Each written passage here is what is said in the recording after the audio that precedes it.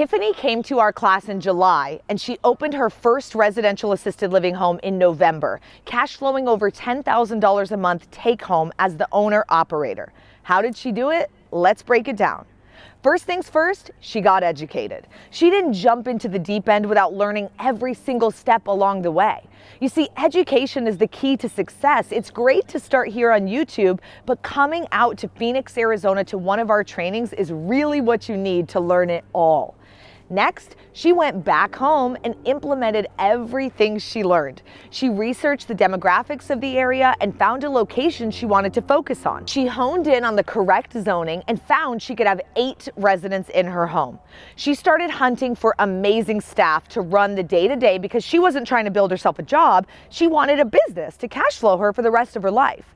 And more importantly, she wanted to get into this industry because she had worked on Wall Street and she didn't have a lot of time to pursue huge side hustles. She wanted something that could serve her aging father's needs and didn't take up all of her time. As a new bride and a new mom, she was keenly aware that time was of the essence. She had a lot of boxes that she needed ticked off. And when we worked with her, we showed her the 4 ways to open her first residential assisted living home. First, she could buy land and custom build from the ground up. Because she didn't have a ton of time on her side, she said that really wasn't the right fit for her goals.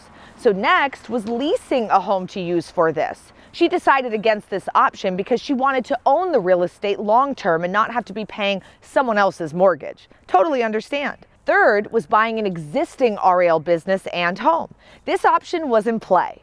And fourth was buying a single family home and converting it to become a residential assisted living. This also made sense for her goals if the home was almost ready to go because she needed time savers.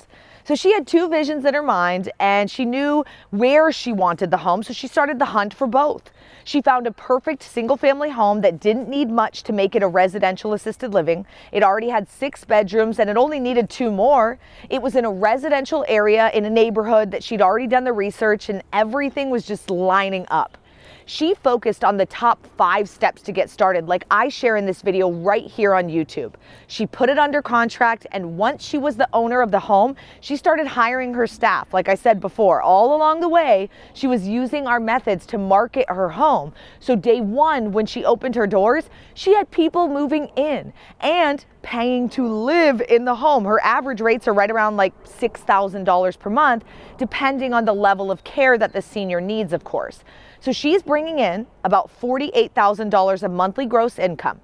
But what does she take home after paying a mortgage of $12,000 a month and expenses of paying her staff, providing food and activities for the seniors? Maybe all of that is about $26,000 a month. She's bringing home $10K a month when she's full. She doesn't have to live in the home. She doesn't have to work in the home or run it on a day-to-day. She has the staff to do that, just like we teach you at the Residential Assisted Living Academy. If this is intriguing to you, yes, the cash flow is amazing, but also helping and serving seniors in your community or one of your own family members like Tiffany's dad, or even maybe just having a way to make money and actually serve and feel good about all of it. That's what we're doing. That's what we're all about, doing good and doing well. Tiffany and so many other like her started at the same place, Residential Assisted Living Academy. Are you ready to start too? Hope to see you in class soon.